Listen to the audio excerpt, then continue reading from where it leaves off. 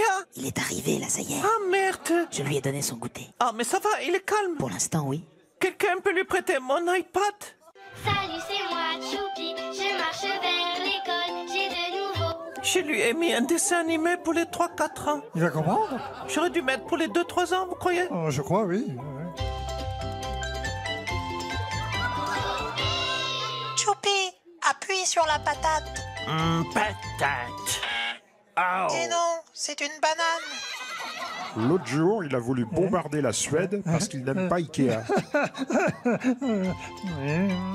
Quel con. Maintenant, trouve l'éléphant. Et non, c'était la girafe. Ah, pas grave pour l'éléphant. Ah, mais merde, Donald, c'est facile de reconnaître un éléphant. Oui, un éléphant, c'est Dumbo, par exemple. Voilà, bon exemple, c'est Dumbo. Ok, Dumbo. Par contre, la girafe, c'est Sophie, la girafe. Ce n'est pas le même animal, tu comprends? Non. C'est des animaux d'Afrique. Ah, c'est parce que j'aime pas les Africains. Je préfère les hamburgers.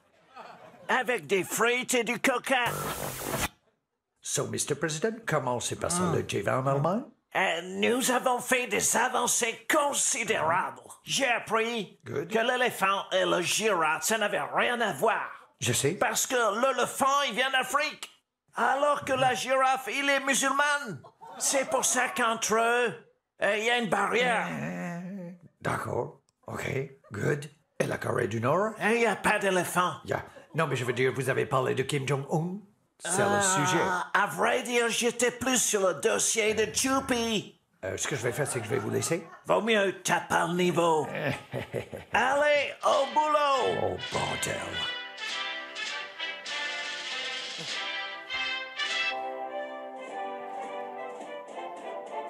Avec lui, on est mal. L'info politique, c'est donc Emmanuel Macron qui vient d'arriver à Washington. Bonsoir, Monsieur le Président. Vous êtes en duplex depuis la Maison-Blanche, vous nous entendez? Hello everybody, everybody. Hello, Mr. President. Vous l'avez rencontré, Donald Trump, et vous l'avez trouvé comment, précisément? Écoutez, comme d'habitude, con. Mais c'est mon copain con à moi. Les filles, vous le savez, monsieur Légas, sont toujours une copine moche. Moi, j'ai un copain con et c'est Donald. Très bien. Un mot quand même à propos de Manuel Valls, qui est partout dans la presse People. On l'a vu notamment avec une jeune femme. Il aurait fait sa vie avec Olivia Grégoire, une députée de votre camp, En Marche. Oui, écoutez, je le dis très amicalement à Manuel Valls. Ça ne sert à rien d'être en couple avec une députée En Marche. Je ne te prendrai pas. Tu peux épouser Castaner, te paxer avec Darmanin, avoir un enfant avec Collomb. C'est non. Je ne veux pas de toi.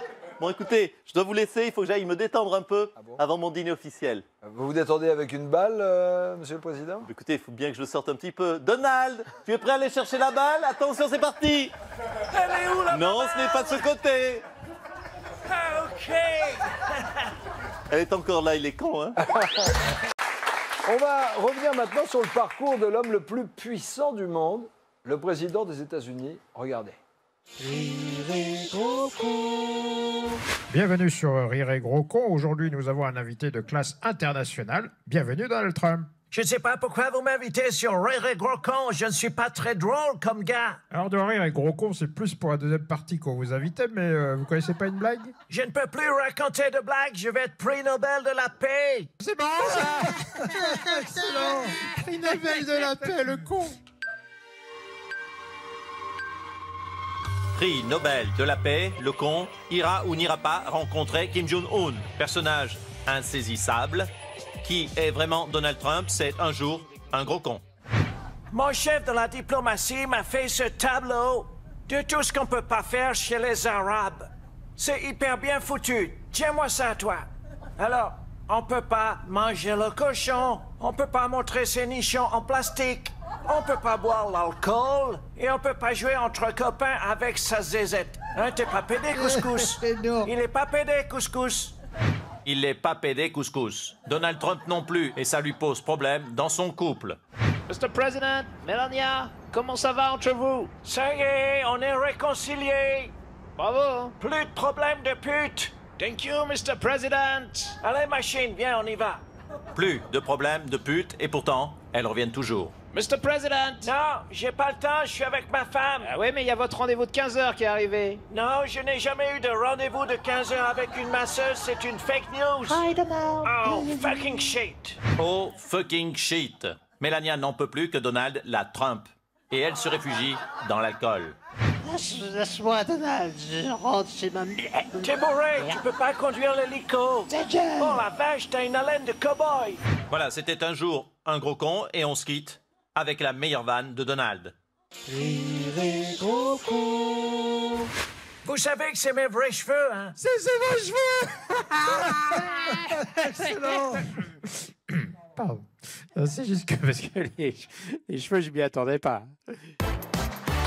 Ce soir, on va parler de l'homme qui dirige la première puissance mondiale, Donald Trump. Et pour en parler, on reçoit l'homme qui dirige la France, Emmanuel Macron, un amoureux des États-Unis. Bonsoir, Monsieur le Président. Bonsoir, cher Aliegas. Bonsoir à toutes et à tous. Hello, everybody. Everyboda pour les filles, bien sûr. Everyboda, évidemment. Vous l'avez rencontré assez vite, Donald Trump, lors de votre élection. Vous l'avez trouvé comment?